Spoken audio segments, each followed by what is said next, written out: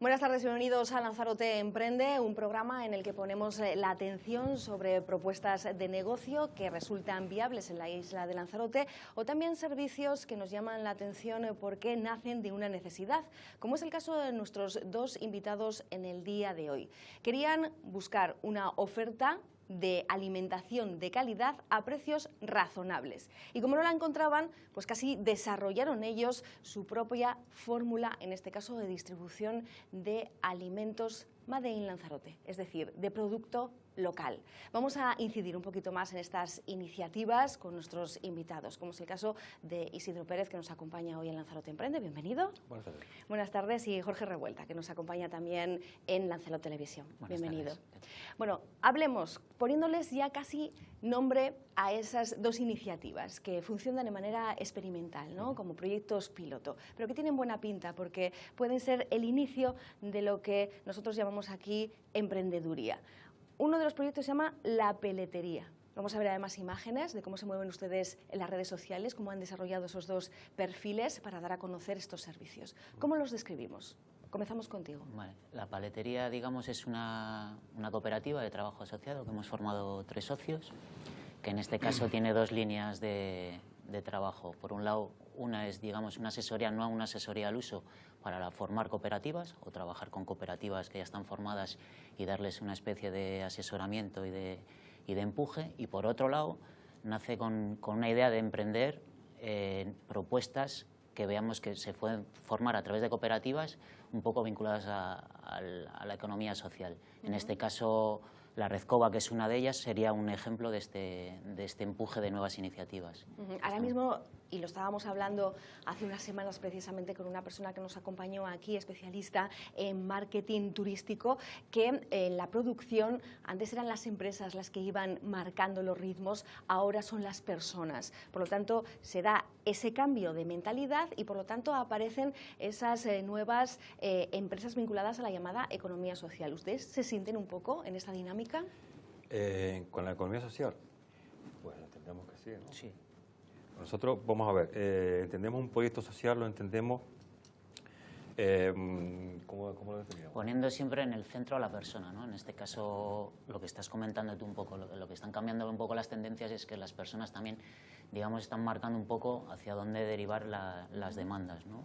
Entonces, particularmente pensamos que la economía social es detectar una franja que la gente está demandando y que siempre provoque un cambio social, que no sean solo unas variables económicas, digamos, ¿no? Sino que también hay unas variables sociales, medioambientales, que ayuden a que ese proyecto sea sostenible en el tiempo, ¿no? Isidro, decimos que ahora mismo están ustedes un poco tanteando el terreno. Hay una comunidad de consumidores en funcionamiento, que es Redcova. Sí, la Redcova, vamos a ver, la Redcova es un proyecto que pusimos en marcha como grupo de consumo. Un grupo de consumo éramos 20 y tantas familias que nos autogestionábamos. Todas las semanas hacíamos un pedido, recibíamos un correo y hacíamos un pedido en común. Y después quedamos el lunes siguiente y lo repartimos. Es decir, cada uno tenemos nuestra tarea. Al final, con el tiempo, después de 6, 7, 8 meses de funcionamiento, vimos que el nivel de implicación era alto para, digamos, tener una calidad en el servicio, ¿no? Y no todo el mundo pues teníamos la disponibilidad para efectuar. Entonces, teníamos 2 opciones, o digamos, disolver el proyecto o evolucionar. Entonces, el planteamiento fue, después de varias reuniones con todos los miembros, evolucionamos hacia un grupo, hacia una distribuidora social, que como decíamos antes, aún estamos por definir el concepto de distribuidora social. No sabemos, como decíamos, estamos en fase experimental, no sabemos muy bien qué es una distribuidora social. Sabemos que, como decía Jorge, las personas estamos en el centro del proyecto y la gente lo que nos pide es transparencia y que sea, una intermediación justa y transparente. Por lo tanto, se acabarán los intermediarios, lo que hace que también el producto de cierta manera se abarate y ustedes además ganan en confianza, ¿no? Bueno, a ver, es que otras veces nos han hecho esta pregunta y no sé, a nosotros nos chirría un poquito el tema de nosotros no estamos en contra de la intermediación, es que lo queremos dejar muy claro. Digamos, el sector ecológico es un sector que trabajamos con una materia prima que, digamos, es costosa, ¿no? ¿Por qué? Porque se produce, ¿no? Tarda más en producirse, los costos son más elevados. Por tanto, nosotros apostamos por los canales cortos de comercialización. Es decir, intentamos que sea lo más directo entre el productor y el consumidor. Es decir, el intermediario tiene su papel, tiene que pagar sus costes fijos, su local, su maquinaria, sus empleados. Sí, nosotros no estamos por quitar intermediarios. Decimos que hay buscamos otras fórmulas para, digamos, por eso hablamos de distribuidora social. ¿No? Buscamos otras maneras de hacer que esa cesta de la compra sea barata. Ahora, no todo el mundo entra dentro de nuestra propuesta de valor. Hay otras personas que prefieren, porque, por ejemplo, por nosotros, tú tienes que pensarte, a nosotros nos llamamos usuarios, no nos llamamos clientes, no tenemos clientes, tenemos usuarios. Y nos definimos como usuarios.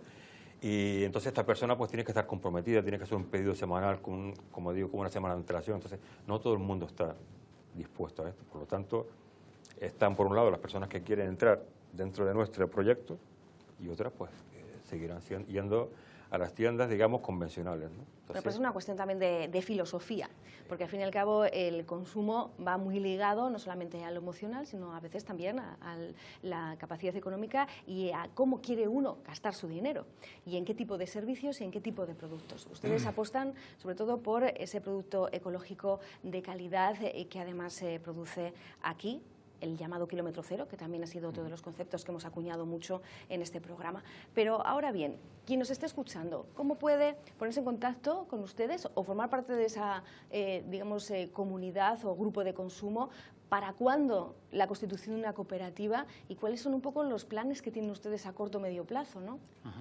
Vale, con respecto a lo primero, el mecanismo es muy sencillo. Hay una página web, que es la redcova.com, o un correo, donde tú te pones en contacto, y para ser usuario de la Redcova es muy sencillo. Hay una parte inicial que es una fianza de 15 euros que siempre se devuelve en el momento que te des de baja porque si no estás de acuerdo o no estás conforme, y luego es simplemente todos los lunes por la noche o los martes se recibe un correo donde viene un link, donde vienen las pestañas donde tienes los productos que tienes disponibles esa semana.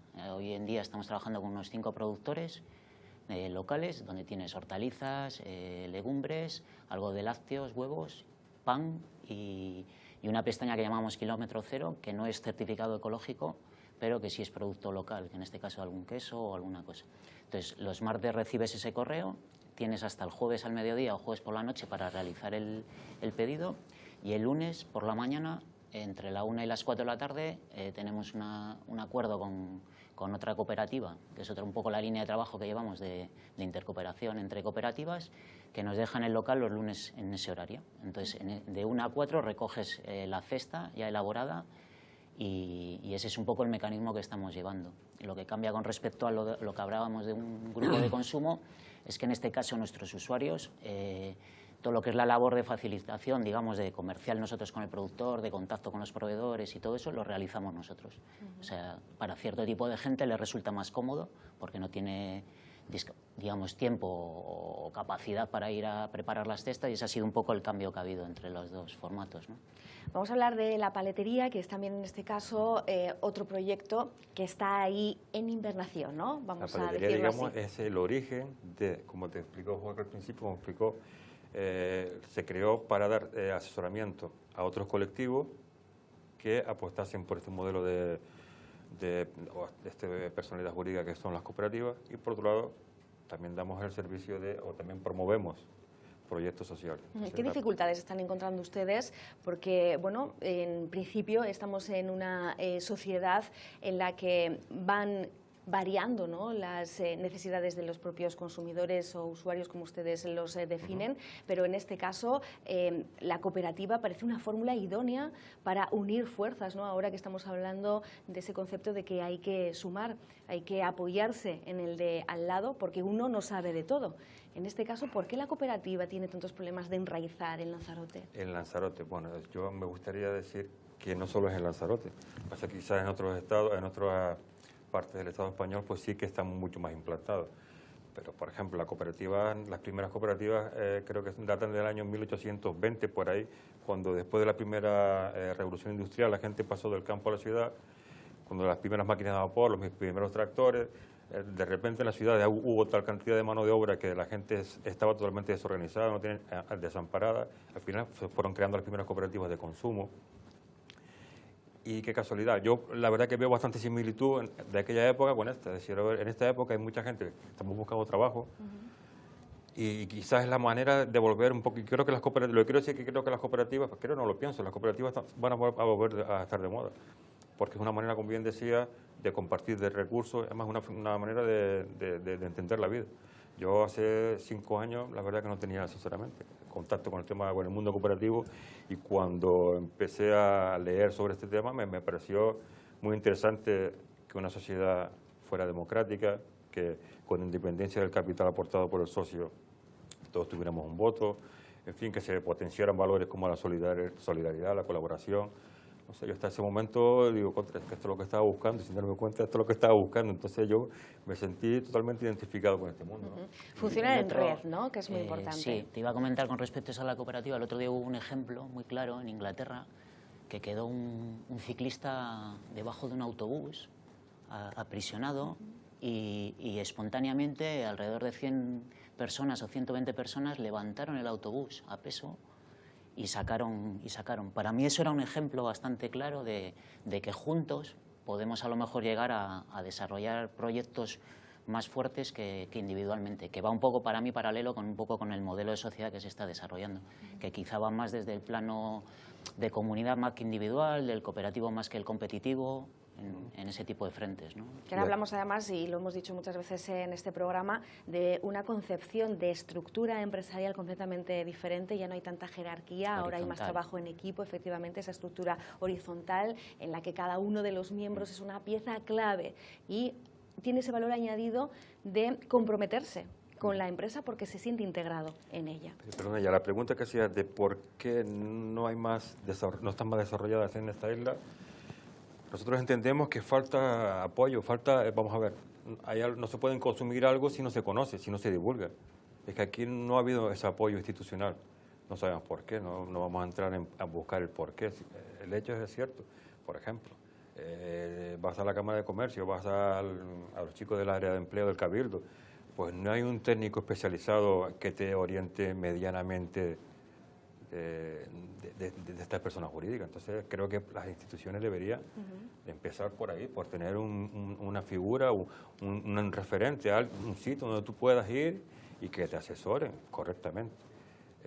Después, por ejemplo, nosotros también vemos interesante una iniciativa que nos gusta mucho, que es el COP57, es una cooperativa que nació en Cataluña y ahora se ha ido extendiendo por el resto de España y da servicios financieros a otras empresas de economía social, pero bajo otros criterios que no son el estrictamente bancario. Entonces, hace falta un poquito esa labor de asesoramiento y de facilitar.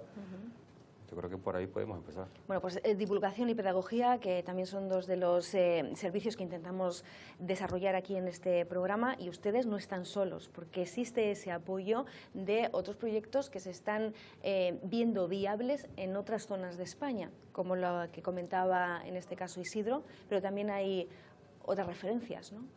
Sí, hay zonas como el País Vasco o Cataluña que siempre son referentes en estos modelos. Por ejemplo, me acuerdo una vez escuchando en un congreso que Mondragón, la cooperativa Mondragón, que hoy en día es es un referente y un potencial, se formó con 4 personas, formaron ese proyecto. O sea, en realidad era un párroco de la zona, que incluso crearon la caja laboral y crearon un par de proyectos, y a raíz de eso, referentes siempre hay en estos modelos de trabajo. Que el otro día precisamente escuchaba, con respecto a lo que estabais hablando con las instituciones, que como que la moneda de este tipo de trabajo en ecosistema al final es la confianza, ¿no? Entonces, yo creo que tiene que haber ahí un cambio, ya no visualizarlo como que el organismo público o el privado, al final yo creo que hay que verlo en ecosistema y que todos somos parte de lo mismo, y en este caso, si queremos que en Lanzarote se desarrolle en cooperativa, yo creo que tiene que ir conjunto, una visión conjunta, tanto las instituciones públicas como las organizaciones privadas como la sociedad civil. Bueno, pues hay una opción en la isla de Lanzarote de asesoramiento en todo lo que viene a ser esa constitución de cooperativa, se llama La Paletería, y en este caso tenemos aquí a 2 representantes, por lo tanto ustedes ahora mismo están en disposición de dar esas pautas, ¿no?, a quien quiera desarrollar este trabajo en colaboración, este trabajo cooperativo. Efectivamente, nosotros afortunadamente ya tenemos nuestro primer cliente, que es Ecolan, que es la cooperativa de productores de Lanzarote, Y bueno, hemos ido desarrollando un método que hemos cogido un poquito de aquí y de allí. Y nosotros en 12 semanas ponemos en marcha una cooperativa. 12 reuniones semanales en las que vemos desde la idea de negocio que puede tener esta persona, este colectivo mejor dicho, su modelo de negocio, estudiamos su mapa de empatía con el cliente y sobre todo nosotros somos de la comunidad del prototipado. Es decir, animamos a la gente que pruebe su idea y que sea al menor coste posible y que se equivoque cuanto antes. Porque es que vemos a muchos emprendedores que están años desarrollando un proyecto que al mínimo contacto con la realidad es que no les va a aguantar ni vamos. Es que vamos a ver, un proyecto es que uno puede planificar a partir de 1 año, 2 años, cuando ya ves cómo tu idea está aceptada por el mercado. El mercado es el que te va a poner en tu sitio. Entonces, cuanto antes salgas al mercado y al menor coste posible, como estamos haciendo nosotros, como comentaba. El grupo de consumo empezamos en la Plaza de la Recoba del ayuntamiento, que uno de los compañeros es el que tiene la concesión allí del bar, de la Huerta Bar. Bien. Hemos hecho una siguiente evolución. Ahora llegamos a un acuerdo con Ecolán y estamos en el local de Ecolán. El día que ellos cierran, en la calle México 70, el día que ellos están cerrados, el lunes como hoy, nosotros hacemos nuestro trabajo. Ahora, para septiembre, que antes preguntabas cuál va a ser nuestro objetivo, en septiembre estamos viendo otro local, ya nos enfocamos más también cara al restaurador, estamos viendo de entrar en un programa que hay de comedores escolares, a formar parte como distribuidores, en fin, ya vamos evolucionando ese concepto, ¿no? Y como te digo, estamos de la fase del prototipado. Una vez que ya tú has prototipado la idea, ya has visto que más o menos tienes tu encaje en el mercado, entonces ya cuando tú vas a poder hacer unas inversiones mayores, vas a poder planificar, pero claro, hasta que tú no conozcas cómo te va a recibir el mercado, nosotros por lo menos pensamos que es muy complicado de planificar. Bueno, pues me alegra mucho que Isidro haya hecho, digamos, esta referencia a cómo es todo un proceso preempresarial, porque en todo proyecto creativo y de innovación hay 3 fases. Una es la planificación, otra es, digamos, la ejecución del proceso y la otra es la consolidación de la marca y del propio proyecto y de la iniciativa. Vamos a seguir avanzando en lo que viene a ser el contenido con respecto a esos 2 servicios, Redcova, que ya nos han explicado cómo pueden ustedes también formar parte de esta comunidad de consumo vinculado a cestas de producto agrícola y también la paletería, ¿no? Pero ¿en qué consiste? Para ir definiendo términos, que yo creo que así también la gente pueda sentirse o no identificada, la economía colaborativa, porque a veces lo confundimos con el trueque y estas cosas. ¿En qué consiste? Bueno, la verdad es que hay un montón de términos que estás escuchando, onda, crowdfunding, coworking. Al final yo creo que de fondo hay unas referencias que yo creo que es que cada vez la gente está más formada y más conectada en ciertas cosas y demanda el uso más frente a la propiedad, por ejemplo. Es un caso muy claro. O sea, en este caso hay plataformas que son las más conocidas, BlaBlaCar o este tipo de plataformas que en realidad son recursos que están sin utilizar, como los coches o como una serie de cosas, y la gente al final las comparte, pero que eso viene de muy antiguo, que en realidad no es algo que innove. Ahora lo que cambia un poco son las herramientas. Son plataformas digitales que ponen en contacto a esos recursos para que la gente los use. Conectores tecnológicos, ¿no? Sí, en realidad, pero al final yo creo que el verdadero cambio va a venir a través de las personas. O sea, muchas veces vamos a los recursos tecnológicos, que son fundamentales, o sea, están bien las plataformas, están bien las tecnologías y todo eso, pero el verdadero cambio yo creo que va a venir a través de la conexión de las personas. Y ahí es donde yo creo que la economía colaborativa demanda otro tipo de recursos, ¿no? Por ejemplo, perdona, Jorge conoce muy bien un proyecto que se llama el de Dríadas. Dríadas es de que hacen las mermeladas en el catering de la... Sí, hay un proyecto de 3 mujeres en Madrid. Ese es muy interesante porque, por ejemplo, ellas se dedican a las conservas, ¿no? A realizar conservas tanto vegetales como mermeladas y tal. Entonces ellas lo que utilizaron, como todo, por financiamiento, no tenían el recurso de la cocina y de todo eso. Entonces entraron en colaboración con una empresa de catering que los fines de semana dejaba la cocina sin utilizar. Entonces ellas llegaron a un acuerdo y ese fin de semana es cuando ellas elaboran y preparan, cortan toda la producción y trabajan. Bueno, pues es un recurso que está ahí, como aquí puede haber, me imagino, cocinas o servicios que están cerrados durante el fin de semana que se pueden utilizar para otro tipo de proyectos. Ese es un poco, yo creo, un referente claro de que no hay que tener una cocina, sino que a lo mejor hay recursos que están disponibles, que no se utilizan y conseguir un acuerdo para poder utilizarlos, ¿no? Romper las barreras, ¿no? Y de cierta manera darnos cuenta de que hay otras fórmulas, más allá del capitalismo tradicional, de generar recursos y economía. Que está muy bien, es decir, no todo el mundo, no todos cabemos dentro del mundo cooperativo. Es decir, hay personas muy individualistas que van a seguir siendo individualistas, entonces no tienen cabida y está muy bien, es respetable. Es decir, está lo social y lo mercantil, entonces cada uno al final elegimos dónde nos sentimos más cómodos. Vamos ya a concluir porque se nos escapan los minutos y tenemos que ir cerrando la entrevista. Dicen ustedes que quieren llegar a más sitios y a más gente. Y ponían el otro día en las redes sociales una fotografía de una especie de furgón, bueno, que casi se levantaba uno de los lados de ese vehículo y se convertía en una frutería móvil. Sí. ¿Esto va a ser posible? Pues eso nos inspiramos en los food trucks americanos, estos que van en unas plazas hacen su hamburguesa. ¿Y gastronomía sobre ruedas? Exactamente, pues nosotros lo que nos está pidiendo el mercado Usoa es que nos dice, Recoba, ¿tú quieres que consumamos ecológico? Sí, pónnoslo fácil y a un precio razonable. Entonces, trabajando sobre esos dos pilares, por eso ajustamos al máximo los precios, no por ser los más baratos, sino porque intentamos ser, como dijimos, una distribuidora social que ponga el producto a un precio razonable y también hacerlo accesible. La gente no queremos ir a una frutería convencional y otra ecológica. Si están pegadas una con otra, sí, pero si no, es que no tenemos tiempo. Entonces, la gente vamos a seguir yendo a las convencionales porque no hay 100% ecológico, eso es así.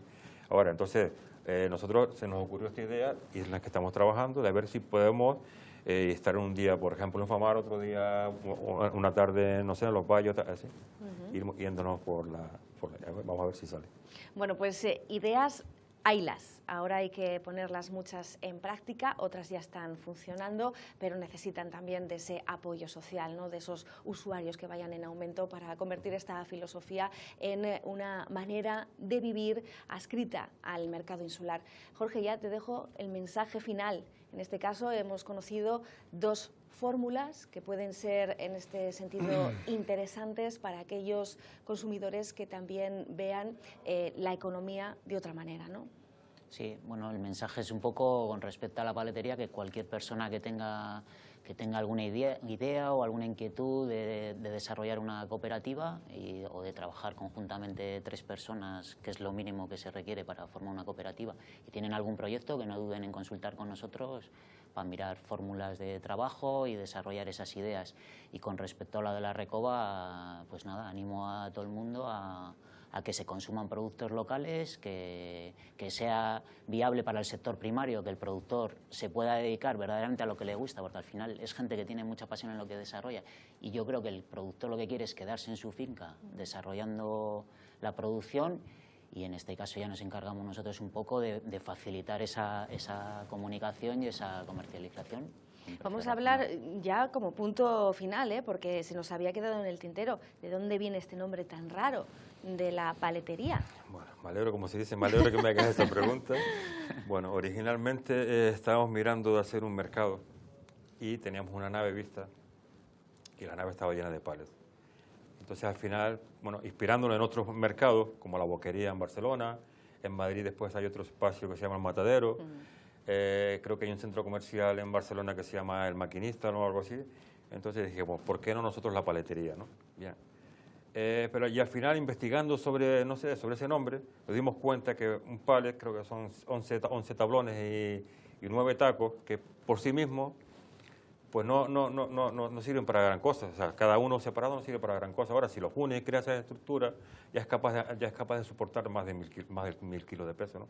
Y nos pareció una metáfora muy bonita a lo que significa el cooperativismo, ¿no? Que individualmente sumamos menos que siendo un colectivo. Y es de ahí, sabemos que no es un nombre muy sonoro, pero bueno, de escucharlo al final uno le coge cariño. Sí. Pues nos ha podido explicar mejor. Isidro, gracias. A ti, a ustedes. Y Jorge, gracias también. Y a ustedes decirles que el próximo lunes estamos aquí de regreso. Saben que nos pueden seguir a través de las redes sociales en nuestra comunidad informativa llamada Lancelot Medios. Así que si no han tenido la oportunidad de ver este programa u otros, saben que ahí van a tener el enlace directo a nuestro canal de YouTube, a Lancelot TV. Gracias por su atención y hasta la próxima semana.